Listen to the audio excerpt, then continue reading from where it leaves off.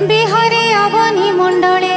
से हरि स्वच्छ शुभ कथा कह हे सुत धर्म ज्ञाता तार महिमा शुणी नित्य तोषण लघु आंभ चित्ते जिह्वाजे सन सुधारस पिबंते नुह ही संतोष अनंत संगे थाई हरि जगते जेते कर्म करी कपटे नर रूप धरे अति मानुष कर्म करे कलियागम आंभे देखे सकल संपद उपेक्षी